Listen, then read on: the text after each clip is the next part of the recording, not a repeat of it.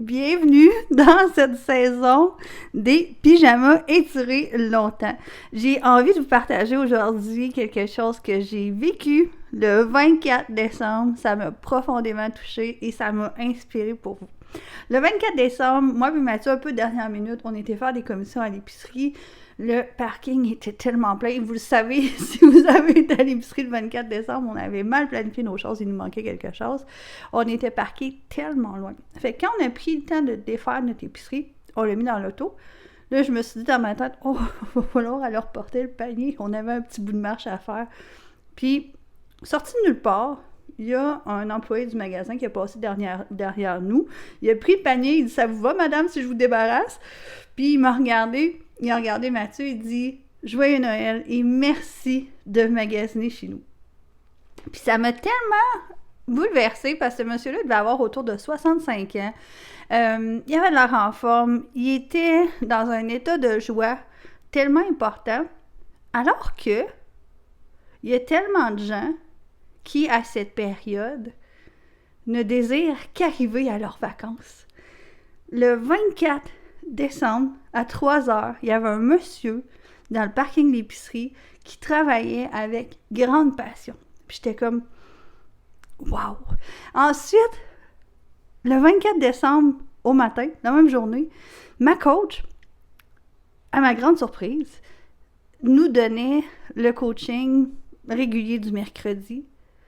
Et je vous garantis que financièrement, elle n'a pas besoin de le faire. Fait qu'encore là, j'étais comme « Wow! » Puis ça m'a tellement bouleversée puis touchée, puis ça fait plusieurs années que j'ai cette espèce de concept-là en tête où est-ce que on a beaucoup inculqué dans notre discours social à quel point c'est important de décrocher dans les fêtes, à quel point c'est important de décrocher puis tout oublier.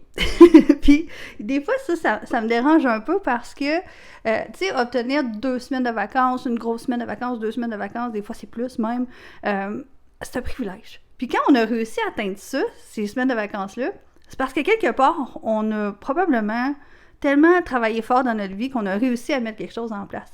Puis c'est comme si pendant 2 semaines, de façon négative, on se mettait à haïr notre job.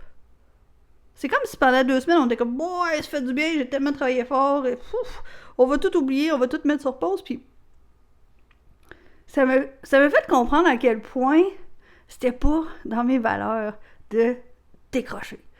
Ça fait du bien, oui, d'étirer nos pyjamas longtemps. Ça fait du bien, oui, de faire plein de choses que peut-être des fois, on s'arrêterait pas à faire. Ou faire des siestes qui n'ont pas de bon sens. On peut prendre le temps de vivre. Mais est-ce qu'on est réellement obligé de se mettre dans l'état d'esprit ou est-ce qu'on va se mettre à vraiment juste haïr qu'est-ce qu'on fait au quotidien le reste de l'année? Cette constatation-là m'a donné envie de vous faire une petite vidéo aujourd'hui pour vous offrir de la présence et en même temps vous rappeler que c'est correct de prendre soin de vous, peut-être même tout au long de l'année.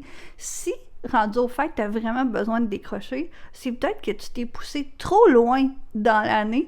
Fait que ça me ferait tellement plaisir de t'aider justement à trouver l'équilibre dans ta vie où est-ce qu'à un moment donné, on est capable de prendre soin de soi, puis ça fait vraiment, mes clients pourraient vous le dire, ça fait 100% partie de mes valeurs. Prendre soin de soi au quotidien à travers notre entreprise, c'est vital. Fait que comme ça, lorsqu'on arrive en vacances dans le temps des fêtes, ben ça nous permet peut-être d'être très, très reconnaissant des journées de congé qu'on a, puis en même temps de se dire que ma contribution dans le monde est importante. Parce qu'avant tout, c'est ça qui est important, c'est que si on change notre façon de voir le travail comme un fardeau, comme une tâche, puis qu'on se transforme en « aïe, que je peux apporter de la contribution dans cette vie-là », puis ça me ramène au monsieur de l'épicerie où est-ce que il est venu chercher notre panier avec tellement de joie. Ça m'a fait embarquer dans l'auto, puis ça m'a vraiment inspiré, puis j'ai dit à Mathieu, mon Dieu que ça fait du bien de côtoyer des gens qui sont bien dans leur peau comme ça, puis qui nous amènent cette petite joie de vivre-là. Fait que, cultiver le bonheur. C'est juste ça que j'ai envie de vous dire, puis pas juste dans le temps des fêtes, tout au long de l'année. Ciao, bye!